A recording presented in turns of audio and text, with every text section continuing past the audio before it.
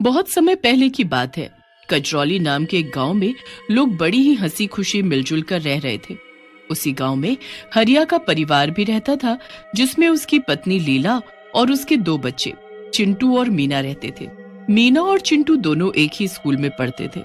दोनों साथ ही जाते और आते थे। एक दिन हमेशा की तरह दोनों छुट्टी के बाद स्कूल से वापस आ रहे होते हैं कि चिंटू का गर्मी से बुरा हाल हो रहा होता है।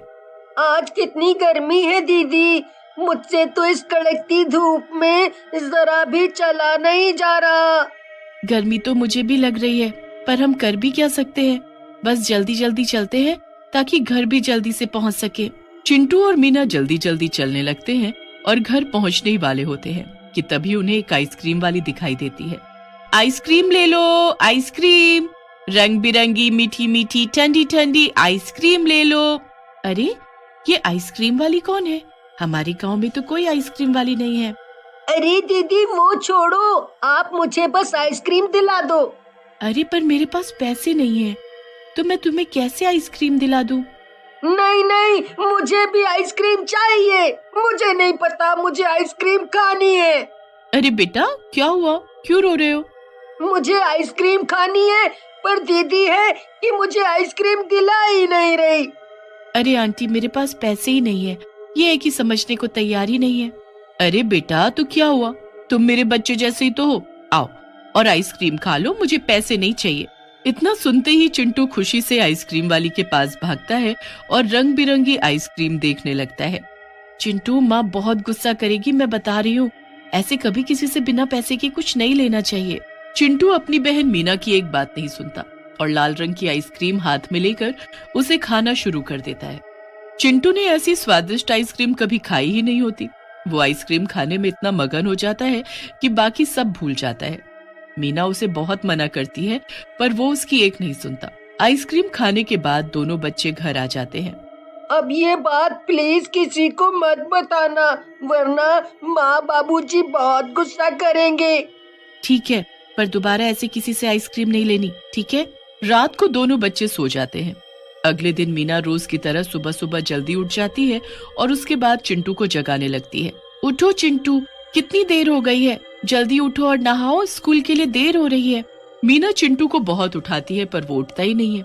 उसके बाद मीना गुस्से में चिंटू की चादर उसके मुंह से हटा देती है, तो उसका चेहरा देखकर घबरा जाती है। चिंटू का चेहरा एकदम लाल हो रखा होता है। मीना जोर से चिल्लाती है, माँ, बाबा जल्दी आओ, ये देखो चिंटू को क्या हो गया। मीना की आवाज सुनकर उसके माँ बाबा वहाँ दौड़े चले आते हैं और वो भी चिंटू की हालत देखकर घबरा जाते हैं। किसी को कुछ समझ ही नहीं आ रहा होता कि आखिर चिंटू को हुआ तो क्या हुआ। उसके बाद चिंटू के बाबूजी चिंटू को गोद में उठाकर डॉक्टर के पास ले जाने लगते हैं, तो चिंटू का शरीर बर्फ की तरह ठंडा होने की वजह से वो उसे उठा भी नहीं पाते। हे भगवान, ये तो बर्फ जैसा जम रहा है। क्या हो गया आखिर हमारे बच्चे को? ये कौन सी नई बीमारी लग गई? वो लोग जैसे तैसे चिंटू को डॉक्टर के पास लेकर पहुंचते हैं, तो डॉक्टर को भी समझ नहीं आता कि आखिर चिंटू को कौन सी बीमारी हुई है। शरीर का इस तरह लाल पड़ जाना और इतना ठंडा हो जाना मुझे तो समझ नहीं आ रहा। ये कौन सी बीमारी है?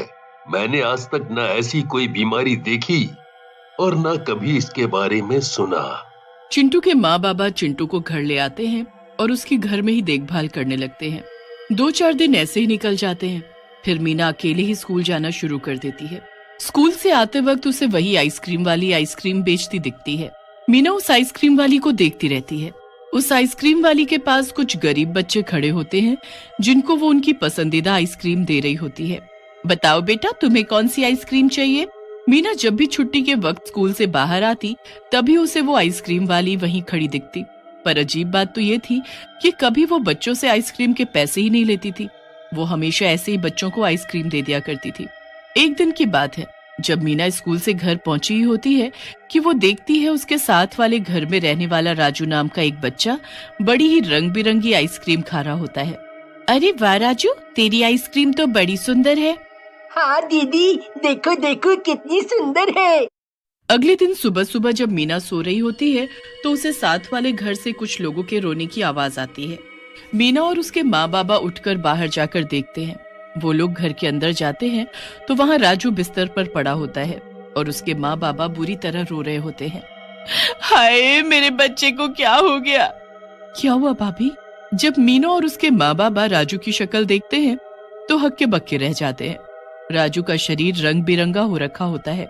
हे भगवान, ये तो चिंटू जैसा हो गया।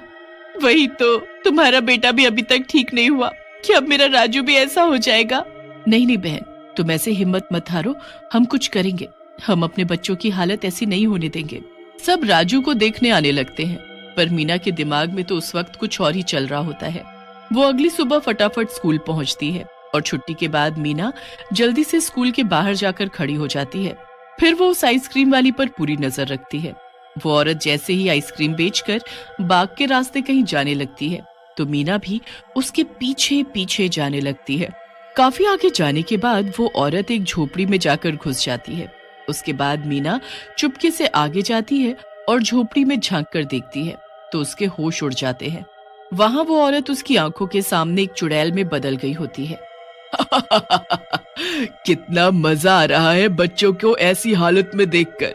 हे भगवान, ये तो चुड़ैल है और इसी ने सब बच्चों को आइसक्रीम खिलाकर उनकी ऐसी हालत की है। अब क्या होगा? मुझे सब पता करना होगा, तभी मैं सब बच्चों को ठीक कर पाऊंगी। मीना वहीं खड़ी रहकर सब देखती रहती है। चुड़ैल एक जानवर को मारकर उसका खून निकालकर उसमें मंत्र पढ़ने लगती है। मंत्र पढ़ने के बाद वो खून सारी आइसक्रीम पर डाल देती है। हो गई मेरी जादुई आइसक्रीम तैयार। अब मैं कल ये आइसक्रीम बच्चों को खिलाकर उनको बर्फ का बना दूंगी। इस चुड़ैल ने सारे बच्चों को खत्म करने के लिए कितनी बुरी चाल चली है, पर मैं भी इसका जादू नष्ट करके रहूंगी। मीना जल्दी से गांव वापस जाकर सबको चुड़ैल के बारे में बता देती है। गांव वाले मीना की बात सुनकर हक्के बक्के रह जाते हैं। फिर वहीं खड़े एक पंडित जी बोलते हैं, इस चुड़ैल को हमें अमावस की रात को खत्म करना होगा। किसी और दिन इसे खत्म नहीं किया जा सकता।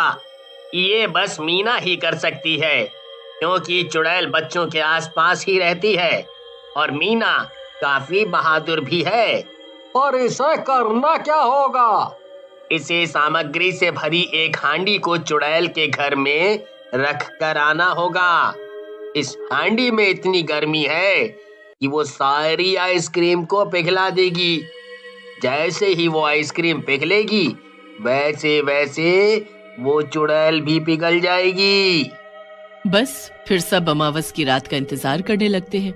जैसे ही वो रात आती है, मीना आधी रात में वो हांडी लेकर उस चुड़ैल के घर में जाती है। मीना उस हांडी को चुड़ैल के घर में रख तो देती है, पर जैसे ही वो घर से बाहर जाने लगती है, चुड़ैल उसके सामने टकरा जाती है। मीना चुड़ैल को देखकर बहुत ज्यादा घबरा जाती है। तू यहाँ क्या कर रही है? तुझे मेरे घर का कैसे पता लगा? मैंने कुछ नहीं किया, मुझे जाने दो, मुझे जाने दो। ऐसे कैसे जाने दूं? मुझे तो लग रहा है तू ही है जिसने मेरी आइसक्रीम पर कुछ ऐसा किया है कि उसका जादू काम ही नहीं करता। नहीं, मैंने कुछ नहीं किया, मुझे जाने दो। चुड़ैल मीना के बाल पकड़ती है और उसे घसीटते हुए घर के अंदर ले जाती है। मीना बुरी तरह चीखने चिल्लाने लगती है, पर चुड़ैल को कोई फर्क नहीं पड़ता। आज मैं तेरे ही खून पर जादू करके उसे इन सभी आइसक्रीम पर डालूंगी।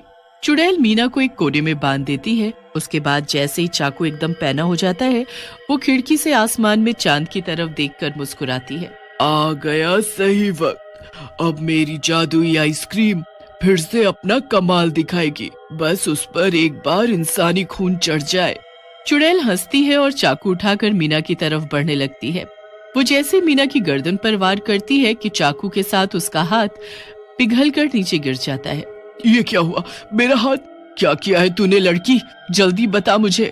चुड़ैल दूसरे हाथ से चाकू उठाती है, पर जैसे ही वो चाकू को हाथ लगाती है कि दूसरा हाथ भी पिघल जाता है। चुड़ैल बुरी तरह चीखने लगती है और अपनी आंखों से खुद के शरीर को पिघलते हुए देखती है। वो बहुत कोशिश करती है, पर उस हांडी की गर्मी से उस चुड़ैल का शरीर पल भर में पिघल जाता है।